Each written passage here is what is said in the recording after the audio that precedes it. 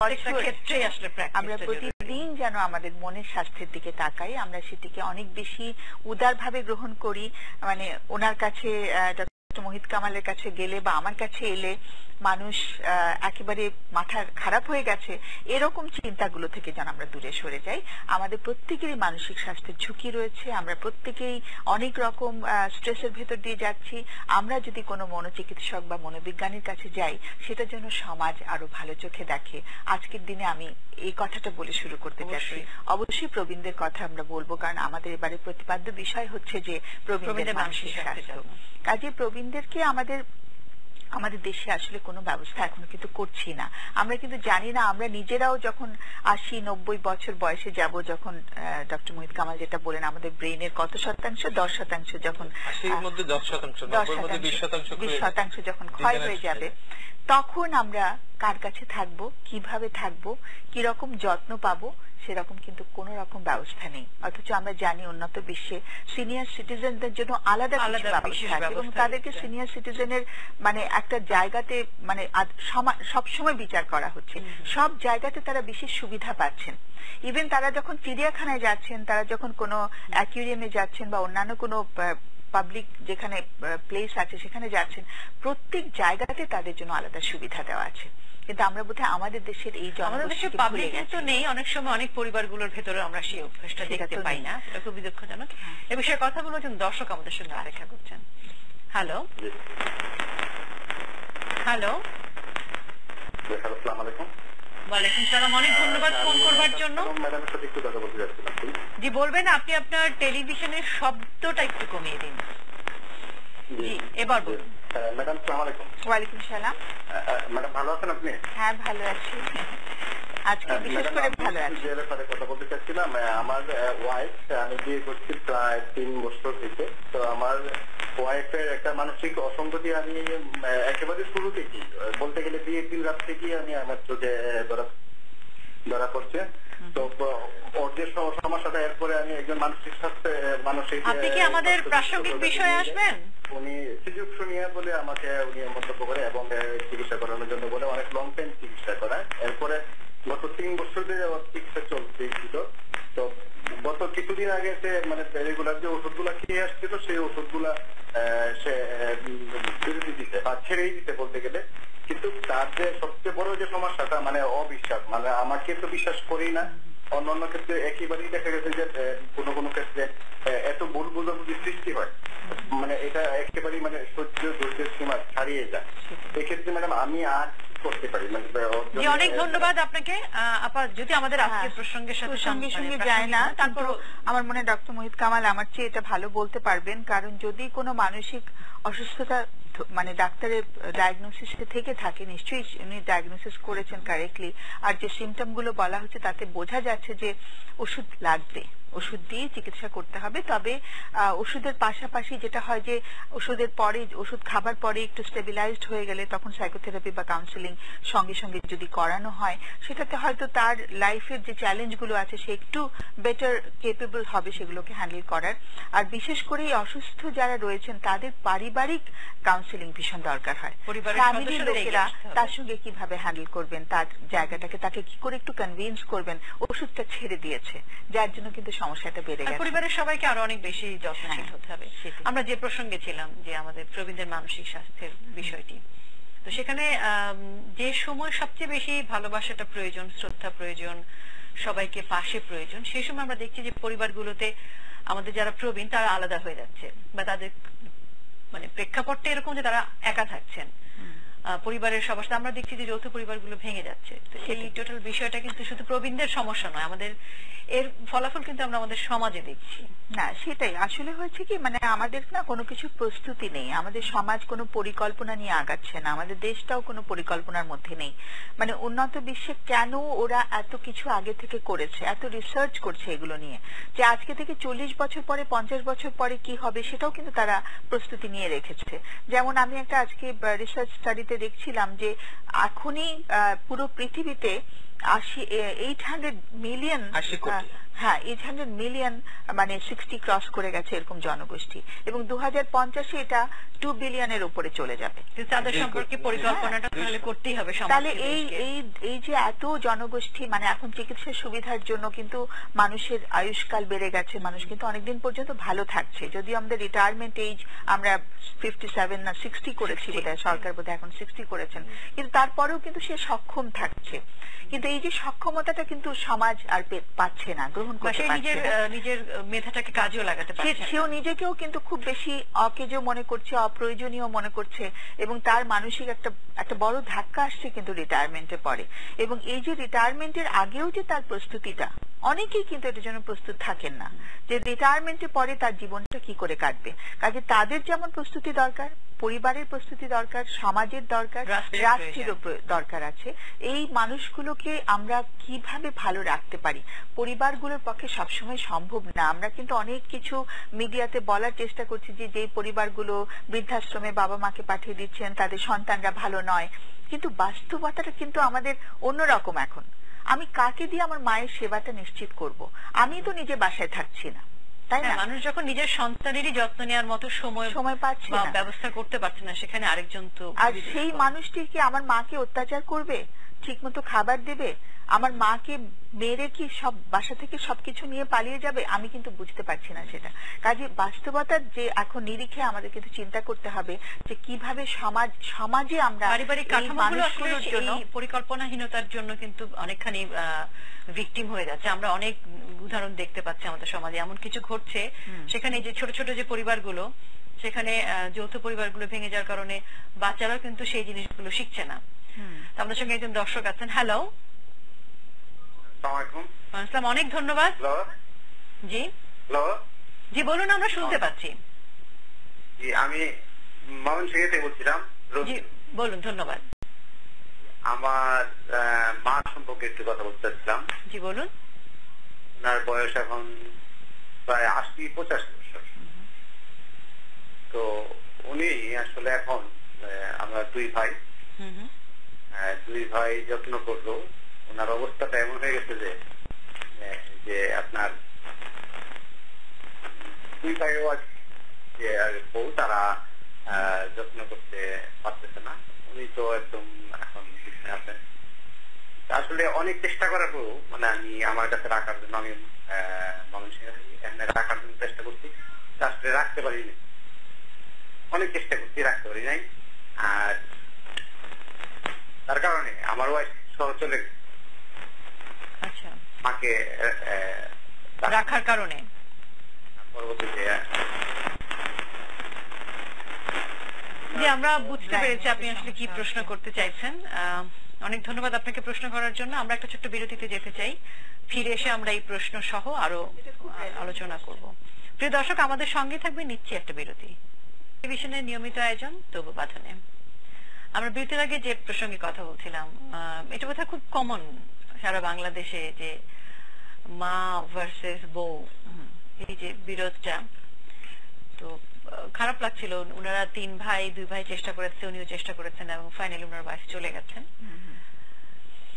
এটা আসলে সহ অবস্থানটা কঠিন, কারণ দুটো জেনারেশন। তারপরে আজকালকার, আমি ঠিক বউদেরকে অনেকে দোষারোপ করেন যে ছেলের বউরা কেন এরকম করছে, কিন্তু আমি তো শুনি তো। কাজে আমার কাছে অবশ্য শাশুড়িরা কম আসেন, আমি জানি না ওনার কি অভিজ্ঞতা। তো ছেলের বউদের যে কথাগুলো শুনি, তখন আমার কাছে মনে হয় যে আরেকটু বোধহয় আমরা ওই বয়সে যখন যাচ্ছি, তখন আরেকটু বোধহয় আমাদের মধ্যে একটু একসঙ্গে বসবাস করার আরেকটু মনোভাব তৈরি করা দরকার। কারণ আরেকটা মেয়ে আমার বাড়িতে এসছে, সেই মেয়েটার কাছ থেকে আমার প্রত্যাশাগুলো যদি একটু কমিয়ে রাখি, আমি নিজেই যদি তাকে একটু আপন করে নেই, তাহলে বোধহয় এরকম সহ অবস্থানে এত অসুবিধা হওয়ার কথা না। আর এরকম কিন্তু হয়, আপনি একমত যে অনেক সময় ছেলের বউ কতটুকু করছে না সেটার চাইতে সেটা অনেক বেশি বিবেচনা করা হয়, নিজের মেয়েরটা হয়তো অনেক সময় দেখছে না, এটাও হয়। একটা ডিসক্রিমিনেশন, বৈষম্য করা হচ্ছে। আমাদের এই বিষয়ে একটা প্রতিবেদন আছে, আমরা সেটা দেখে আবার আলোচনায় ফিরে আসবো। আমার বাবার বয়স 68। বাবা সবকিছু ভুলে যায়, এমনকি আমাদের ভাই বোনকে অনেক সময় চিনতে তার সমস্যা হয়, বাবা কোথাও গেলে ফিরে আসতে তার সমস্যা হয়, চিনতে পারে না, বাসায় থেকে বেরোলে একবার আবার বাসায় ঠিক মতো ফিরে আসতে পারে না। এই জন্য সবসময় আমরা চেষ্টা করি বাবার কাছাকাছি থাকার জন্য। বাবা কোথাও যেতে চাইলে আমরা বাসায় বসে ম্যানেজ করার চেষ্টা করি, যেন বাবা তুমি একটু পরে যাও, বা তোমার ছেলে আসতেছে, টিকিট নিয়ে আসতেছে, তারপরে তুমি যাও। মাঝখানে বাবা একদিন হারিয়ে গিয়েছিলেন, তো তার মোবাইলটাও হচ্ছিল, আমরা কেউ খুঁজে পাচ্ছিলাম না তাকে। এক ভদ্রলোক তাকে পাওয়ার পরে তার মোবাইলের সুইচটা অন করে আমাদের ফোন দিয়ে বলল যে উনি তো এখানে আছে, উনি আপনাদের পরিচিত কিনা। আমরা বললাম হ্যাঁ আমার বাবা, আমরা আসতেছি, আপনি তাকে একটু রাখেন। তো তারপর ওখান থেকে নিয়ে আসলাম। এখন যা হয়েছে, বাবা শিশুর মতোই প্রায় আচরণ করে। তো বাবা যেহেতু আমাদের অনেক কষ্ট করে লালন করেছে, তাই আমরা সবসময় চেষ্টা করি বাবাকে এই বয়সে যাতে বাবা কখনো একাকিত্ব বোধ করে না। আমরা চেষ্টা করতেছি, আমরা কখনো বিরক্ত হই না, যেহেতু বাবা আমাদের অনেক শিশুর মতোই আমাদের লালন পালন করছে। এখন বাবা হয়তো আমাদের চিনতে পারতেছে না, বুঝতে পারতেছে না, এই জন্য আমাদের অনেক কষ্ট। তারপরও আমরা কখনো বিরক্ত না হয়ে বাবাকে গাইড দেওয়ার চেষ্টা করি। সবচেয়ে বড় সমস্যা, আমরা সবসময় আতঙ্কে থাকি যেন বাবা বাহিরে গেলে, হারিয়ে গেলে তাকে আর খুঁজে পাবো কিনা। মানুষ আমরা যেভাবে আমরা জানি যেন বাবা চিনতে পারতেছে না বা ফিরে। খুব মানে পজিটিভ একটা স্টোরি, সেটাই যেটা আমাদের মানসিক স্বাস্থ্য দিবসের সাথে, আমাদের আজকে যে মানসিক স্বাস্থ্য দিবসের সাথে একেবারে রিলেভেন্ট। আমরা যেটাকে বলতে চাই যে খুবই গুরুত্বপূর্ণ, আপনার বাবা যখন কোথাও যাবে তার আপনাদের ঠিকানা লিখে বড় করে একটা কিছু ডকুমেন্টস তার পকেটে রেখে দেবেন। আর এটা স্মৃতি লোভ যেটা হয়, আমরা ডিমেনশিয়া বলি। এখন তো প্রেসিডেন্ট রিগান যখন আলজিমাস ডিজিজে আক্রান্ত হলেন, তখন আমেরিকা কোটি কোটি ডলার খরচ করলো আলজিমাস ডিজিজের অনেক অনেক গবেষণা হলো। আমরা দেখতে পাচ্ছি যে মানুষের স্মৃতি কিভাবে বিলুপ্ত হয়ে যায়, সেটা বিলুপ্ত হয়ে যাওয়ার একটা প্রক্রিয়া। এটা একটা সেরকমই একটি রোগ। সুতরাং এটাকে ডিমেনশিয়া কি কোন টাইপের সেটা আলাদা কথা, পরীক্ষা করলে বোঝা যাবে। তো আপনাদের যে কাজটা আপনারা করছেন, ভেরি গুড। এটাই আমরা চাই যে আপনার সন্তান হিসাবে আপনি কিন্তু আপনাদের ভিতরে যে আবেগ, মমতা, শ্রদ্ধা এগুলি কিন্তু আছে, এগুলি বিলীন হয়ে যায় না। কিন্তু আপনাদের সাথে অন্য পরিবার থেকে আরো দুটি মেয়ে আসবে, দুই ভাইয়ের দুটো বউ আসবে, তারা কিভাবে দেখছে, আপনি যে মমতা দিয়ে দেখবেন, আপনার বউগুলো সেই মমতা তার প্রতি আকর্ষণ নাও বোধ করতে পারে। সুতরাং তার কিছু অড বিহেভিয়ার, তারা বিরক্ত হবে, রিয়াক্টেড হবে, তারা আপনার সাথে ক্ষুদ্র আচরণ করবে অথবা ওনার সাথেও করবে। তো তাদের উদ্দেশ্যে আমি বলছি, এবং ওই যে একটি লোক প্রশ্ন করলো যে তাদের বউ চলে গেছে, তাদের উদ্দেশ্যে বলছি যে আপনাকে ভাবতে হবে এরকম একটি পজিশন আপনারও আসছে, বেশি দেরি না, 1 দশক, 2 দশক, 3 দশক, you will be in the same position. You must remember this dialogue, never forget this. আমিও আসতেছি সেখানে। আমি যদি এটা আমার ভেতরে লালন করি, পরিচর্যা করি, আমার যে অসুস্থ হয়ে গেছে, যে স্মৃতি হারিয়ে ফেলেছে এই বাবাকে আমি সর্বোচ্চ দিয়ে চেষ্টা করব, অবশ্যই করব। এখন কথা হচ্ছে যে ঘরের মধ্যে যদি আমি রাখি, সেই ঘরটা বলা হচ্ছে যে এটি পজিটিভ কিনা, এটা হেলদি কিনা, এটা সেখানে অসম্মান বা অমর্যাদা তার হচ্ছে কিনা, তিনি নিপীড়ন বা নির্যাতনের শিকার হচ্ছে, সেটাও কিন্তু আবার স্ট্রেসফুল হবে। That should be remove. সেটাই মানসিক স্বাস্থ্যকে সুরক্ষার প্রথম সত্য, যে তাকে আমি প্রোটেক্টেড রাখবো, তাকে অমর্যাদা করব না, তাকে নিপীড়ন করবো না, নির্যাতন করবো না, তার অশুভ অড আচরণের জন্য তাকে আমি হেয় করব না। এটি আমাকে নিশ্চয়তা করতে হবে। ওই ঘরের যে অন্য বাসার থেকে আসছে তাদেরও কিন্তু এটা দায়িত্ব। মানে তার সাথে মানসিকতার সেই লাইফ পার্টনারের ক্ষেত্রে এটা খুবই জরুরি, যে কার কেমন মন মানসিকতা, হিউম্যান বিইং কোয়ালিটি গুলো কত। মানুষ আসলে বিরক্ত হয়ে যায়, আপা যেটা বললো, ও সইতে পারে না, বিরক্ত হয়ে যায়, এত অড আচরণ করে। এগুলি কিন্তু কারেক্টেবল। কিছু কিছু অড আচরণ আমরা কারেক্ট করতে পারি, কিন্তু মেমোরি ফেরত দিতে পারবো না যেটা চলে গেছে। We can halt the disease process, but আমরা একটু কগনিশন বাড়াতে পারি, একটু তাদের আচরণ উন্নত হয়। যে সব কারণে আপনাদের স্ত্রীরা বিক্ষুব্ধ হচ্ছেন, ক্ষুব্ধ হচ্ছেন, সেই সব কারণগুলি কিন্তু আমরা দূর করতে পারি চিকিৎসার মাধ্যমে। আর বাসায় যদি বয়স্ক বাবা মা থাকেন, ভাই বোনরা পালা করে যদি দায়িত্বটা ভাগ করে নেয়, তাহলে শুধু একজন স্ত্রীর উপরে কিন্তু অনেক বেশি চাপ পড়ে না। তো অনেক সময় যে পরিবারের সবাই যার যার কাজে ব্যস্ত, যে মেয়েটি বউ হয়ে আসছে শুধু তার যেন দায় দায়িত্ব, এটা যখন তাকে চাপিয়ে দেওয়া হয় তখন কিন্তু তার জন্য এটা বিরক্তি বা সেই আনন্দের জায়গাটা থাকে না তার। সেটাও ভাবা উচিত, কারণ যেটা আমরা যদি সর্বোচ্চ দিয়ে করতে পারতাম নাথিং লাইক ইট, তাই না? এটাই আমরা আইডিয়ালি চিন্তা করি, কিন্তু অনেকগুলো বাস্তবতাও আছে। সেই বাস্তবতাগুলো যদি আমাদের মাথায় রাখি, কারণ আজকাল প্যারেন্টিংও খুব কঠিন হয়ে গেছে। কিন্তু আমার যদি একটা টিনেজ বাচ্চা থাকে, তার পেছনেও কিন্তু আমাকে প্রচুর শ্রম দিতে হচ্ছে, প্রচুর খেয়াল করতে হচ্ছে, কাজে অ্যাটেনশনটা, তার পড়ালেখা খেয়াল করতে হচ্ছে, কাজে অ্যাটেনশনটা সব দিকে দেওয়া কিন্তু সম্ভব হচ্ছে না। কাজে মেয়েদের জন্য কিন্তু অনেক একটা বড় দায়িত্ব পড়ে গেছে এই জায়গাটাতে, মানে মেয়েদের দায়িত্ব বেড়ে গেছে, যত দিন যাচ্ছে মেয়েদের দায়িত্ব বেড়ে যাচ্ছে। তো সেক্ষেত্রে পরিবারের সবার যদি সহযোগিতা থাকে তাহলে তো নিশ্চয়ই সম্ভব। তারপরেও আমি বলবো যে আমরা সবাই এত ব্যস্ত হয়ে গেছি, আজকাল তো স্বামী স্ত্রী দুজন মিলেই বেরিয়ে যাচ্ছেন বাসা থেকে।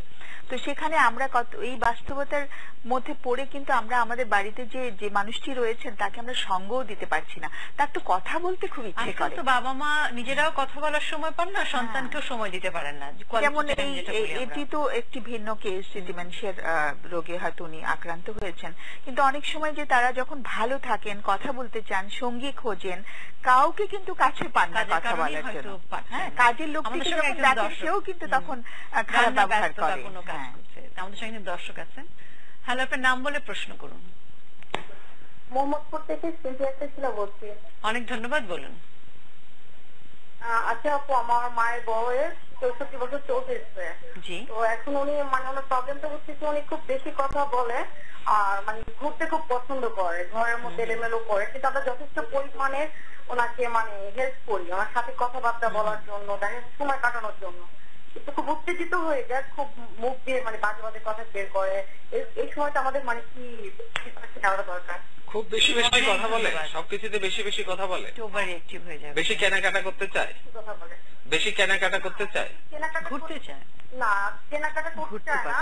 তবে উনি খুব নামাজ কালাম করেন, এই ধার্মিক বিষয়ে কথা বলে, কিন্তু অনেক প্রচন্ড কথা বলে আর মানুষের সাথে সঙ্গ দিতে খুব পছন্দ করে, ঘরের মধ্যে এলোমেলো করে। এই সময়টা আমাদের কি করা উচিত? কথাগুলোর ধরন কেমন? যে কথাগুলো ধার্মিক কথাবার্তা, ধর্মীয় কথাবার্তা, কথাগুলোর ধরন ভালো, কিন্তু যখন মানে নিজের খুব প্রশংসা, গুণগান এসব গায়, বা নিজের অনেক ক্ষমতা আছে, কান্না করে। তারপরে হচ্ছে ওনার ঘুম ঠিক মতো হয়, রাত্রে 10টা থেকে ঘুম থেকে উঠে পুরো রাত্রি সজাগ থাকে, ঘুমোতে চায় না। এই সমস্যাটা কি ওনার লাগাতার ভাবে ছিল নাকি আচমকা এটা শুরু হয়েছে? না, এটা ইদানিং আপনার 2 বছরের মতো হচ্ছে, 2-3 বছর ধরে। আফটার 60। ঠিক আছে, থ্যাংক ইউ, আপনার কথা বুঝতে পেরেছি। জি বলেন। এটা আসলে আপনার মায়ের যে 2 বছর ধরে আগের আচরণের যে একটু পরিবর্তন হয়েছে, তার স্পিচ বেড়ে গেছে, তার মুড একটু হাই হয়ে গেছে, আমার মনে হয় তার একটা মানসিক স্বাস্থ্য সমস্যা এখানে হয়তো লুকিয়ে আছে। এটা একটু ইভ্যালুয়েশন আর একটু অ্যাসেসমেন্ট করা, এবং উনি অ্যাবিউসিভ হচ্ছে, মেন্টাল স্টেট এক্সামিনেশন করলে আমরা বুঝবো এটা মুড ডিসঅর্ডার কিনা, লেট অনসেট হতে পারে, অথবা ব্রেন মেকানিজমের হঠাৎ করে কোনো চেঞ্জ হলে ব্রেন থেকে অনেক সময় হয়, এটা আমি শব্দটা উচ্চারণ করছি না। তো সেজন্য আপনি প্রথমে একজন সাইকিয়াট্রিস্ট দেখান, উনি অ্যাসেসমেন্ট করুক কি হয়েছে, তারপরে সে অ্যাঙ্গেলে কিছু ইনভেস্টিগেশন করবে, তারপরে একটা ট্রিটমেন্ট প্ল্যানিং দিলে এই সমস্যাটা কিন্তু কাটিয়ে ওঠা যাবে। It is treatable cases. হ্যাঁ, এবং ওনারা কিন্তু সময় দেয়, এটাও শুনে আমাদের ভালো লাগে। এটা সময় দেয়, আপনি বিরক্ত হবেন না। এটা ওনার একটা মুড হাই হয়ে গেছে, এটা চেঞ্জের থেকেও হতে পারে, শুধু আপনাদের বিরক্ত হওয়ার কিছু না, এটা চিকিৎসার যোগ্য আমার কাছে মনে হচ্ছে। কোন একটা কিছু নিয়ে উনি ইরিটেটেড বোধ করছেন, হয়তো সেটা উনি নিজেও এক্সপ্রেস করতে পারছেন না। কিন্তু একটু চিকিৎসায় গেলে এটা আইডেন্টিফাইড হবে যে অসুবিধাটা কোথায়। এবং অনেকেই কিন্তু আমার মনে হয় এই বয়সে একটু গল্প করতে চান, ধৈর্যটা হারিয়ে ফেলেন, আর বলছেন যে জিনিসপত্র এলোমেলো করছেন, হয় না, খুব একটা অস্থিরতা মনে হয় কাজ করছে ভেতরে। উনি হয়তো ওনার এরকম অনেক সময় আমরা দেখেছি, আরো শুনেছি যে মানে নিজে কি করবে, উনি একসময় অনেক কিছু পারতেন, সেটা দেখানোর বা বলবার কিংবা করবার সুযোগ হচ্ছে না, সেজন্য হয়তো অস্থিরতা বোধ করে। এবং হয় না যে একটা বয়সে কিন্তু আমি বাড়িটা রান করছিলাম, I was the queen of the house, কিন্তু এখন nobody, মানে একদম ওখান থেকে এখানে পড়ে যায়, মানে একদম মেইন পারসন থেকে nobody হওয়ার পর সেটা আসলে সব ক্ষেত্রে প্রযোজ্য, এভরিহোয়ার ইট ইজ রিলেটিভ। আমি দেখেছি যারা খুব হাই পাওয়ার এক্সারসাইজ করে, খুব ভালো পজিশনে ছিল, একটু আগে আমরা রিটায়ারমেন্টের কথা বললাম, রিটায়ারমেন্টে যখন চলে যায় তারা আকাশ থেকে পাতালে পড়ে যায়, হিমালয় চূড়া থেকে মাটিতে পড়ে যায়। বিশেষ করে যারা সরকারি কর্মকর্তা, তার সামনে ফাইলের পর ফাইল পড়ে গেছে, এখন সে চুপচাপ। অনেক কেস আমি ট্রিটমেন্ট করেছি। আমাদের একসময় খুব জাদরেল বড় পদের কর্মকর্তা ছিলেন, যখন রিটায়ারমেন্টে চলে গেছেন খুব দ্রুত ডিপ্রেশনে যান, সুইসাইডাল অ্যাটেম্প নেন, সে মিলাইতে পারে না আগের জীবন পরের জীবন, এই যে বিশাল একটা ব্যবধান তৈরি হতে করে সে ডিপ্রেশনে চলে যায়। প্রচুর এগুলি হয়। এই জন্য মেন্টাল প্রিপেয়ার্ডনেস, আমি সামনে কি করব, আমার কি হতে পারে, যে প্রস্তুতি, এই প্রস্তুতি যারা আছে তারা কিন্তু এইসব সমস্যাগুলি কোপ করতে পারে। আমাদের সঙ্গে আরেকজন দর্শক আছেন। হ্যালো, আপনার নাম বলে প্রশ্ন করুন। হ্যালো, ওয়ালাইকুম আসসালাম, অনেক ধন্যবাদ। আপনার নাম বলে প্রশ্ন করুন। আমার নাম নিয়ামত, বনানী থেকে বলছিলাম। জি ধন্যবাদ, বলুন। আমি আপার কাছে একটা প্রশ্ন করতে চাচ্ছি। আমি আপা আমাকে চিনবে, আমার নাম নিয়ামত এবং শারমিন আমার মিসেস। হ্যাঁ, বুঝতে পারছি। আপা চিনতে পেরেছে আপনাকে, এবার প্রশ্ন করুন। ফাদার ইন লয়ের এক বন্ধু আছে, উনি বয়স হয়ে গেছেন নিয়ার অ্যাবাউট 84। উনি যে আচরণটা করেন এমনি সব ঠিকই আছে, বাট ওনার ছেলে মেয়ে সব বাইরে। উনি সঙ্গ চায় বিভিন্ন সময় অফিস আদালতে আমাদের কাছে এসে একটু গল্প করার আমি সময়ও দিই, কিন্তু কোনো কোনো সময় মনে হয় যে সময়টা আসলে আমার মূল্যবান সময়টুকু নিয়ে নিচ্ছে, বিকজ আমরা অফিসে ব্যস্ত থাকি। সেই ক্ষেত্রে আমরা মাঝে মধ্যে ওনাকে বুঝিয়ে চেষ্টা করি যে আঙ্কেল এখন চলেন, আপনার বাসায় অনেক কাজ আছে বা এভাবে বুঝিয়ে চেষ্টা করি। তখন আমার মনে হয় যে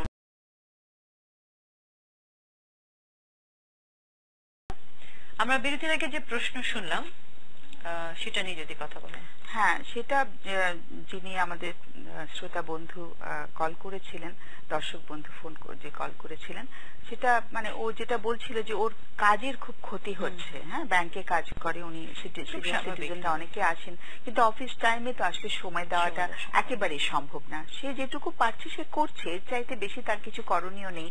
মানে দুঃখের ব্যাপার এটাই যে আমরা কিন্তু এই বয়সের মানুষদের জন্য কোনো জায়গা তৈরি করিনি।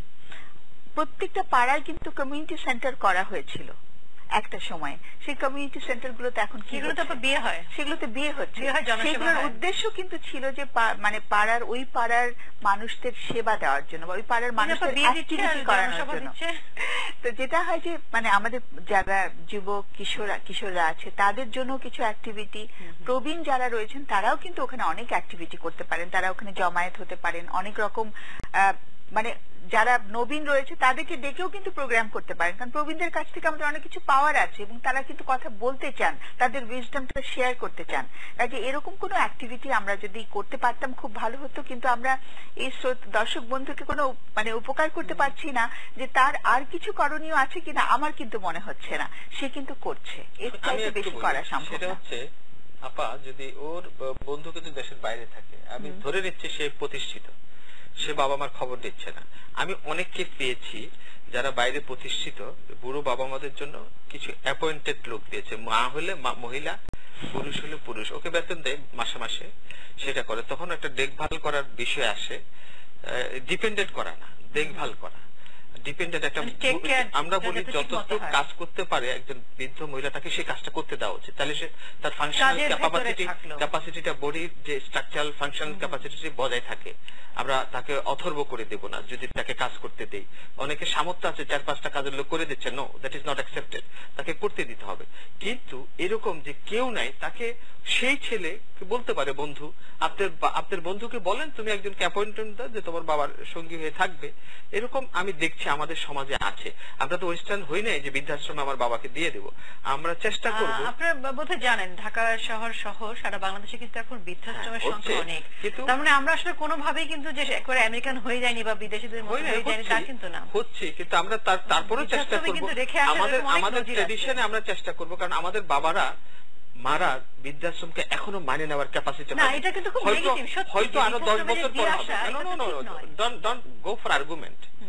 ওর মেন্টাল স্টেট কি? এখন আমি প্রস্তুত নই বৃদ্ধাশ্রমে যাওয়ার জন্য, কখন প্রস্তুত হব? আরো 10 বছর পরে। তখন হয়তো যে বৃদ্ধাশ্রমে যে পাঠিয়ে দিচ্ছে সেটা ঠিক নয়। আমি কথা শুনেন, যখন বৃদ্ধাশ্রমে আমি দেব, কখন বৃদ্ধাশ্রমে দিব? যখন আমার মানসিক প্রস্তুতি থাকে, আমার সামর্থ্য থাকলে কেন আমার ঘরে রাখবো না? বৃদ্ধাশ্রমে বা কেন পাঠাবে? হ্যাঁ, পাঠাবো কেন? আমার মানসিক প্রস্তুতি থাকলে তখন আমাদের 10 বছর পরে আমরা যারা বুড়ো হয়ে যাবো, আমরা ভাববো যে আমার বৃদ্ধাশ্রমে যাওয়ার দরকার হতে পারে, আমরা মানসিকভাবে প্রস্তুত হয়ে গেলাম, তাদের একটা দিক। আর যারা মেন্টাল প্রিপারেডনেস, আর একটা হচ্ছে যাদের মেন্টাল প্রিপারেডনেস নাই, তাদেরকে যদি আমরা বৃদ্ধাশ্রমে দিই, definitely mental health will be disrupted totally. আমরা we are getting lot of cases. সুতরাং বৃদ্ধাশ্রমটাকে এখনো আমাদের সমাজ ভিত্তিক অবস্থা আমি গ্রহণ করি। আমি অন্যদিকে চলে গেছেন। আমি আপনাকে বলছিলাম যে আপনি বলছিলেন বাংলাদেশে সেটা হয়নি, বাংলাদেশে হচ্ছে। আমাদের মানে যৌথ পরিবারগুলো ভেঙে গিয়ে সিঙ্গেল পরিবারের ছেলে মেয়েরা কিন্তু তাদের নিজেদের আরামায়েশের জন্য, অনেক সময় ঝামেলা এড়ানোর জন্য, অনেক সময় পারিবারিক শান্তি বজায় রাখার জন্য বাবা মাকে বৃদ্ধাশ্রমে পাঠিয়ে দিচ্ছে এবং আমরা সেখানে মানবেতর জীবনযাপন করছি। সেখানেই বলছি যে মারা তো মেনে নিতে পারে নাই, যেহেতু মেনে নিতে পারে না তারা বিধ্বস্ত হয়ে যাচ্ছে। উনি যে প্রশ্নটা করেছিলেন, প্রসঙ্গটা ছিল এর থেকে পরিত্রাণের উপায় কি? আমরা তার ছেলেকে বলি একটি লোক দো তার কেয়ারটেকার হিসেবে, যেহেতু তার সামর্থ্য আছে সেটাকে সে মেনটেন করুক। আচ্ছা, অনেক ধন্যবাদ আপনাদের এই বিষয়ে কথা বলার জন্য। আমাদের সঙ্গে একজন দর্শক আছেন। হ্যালো,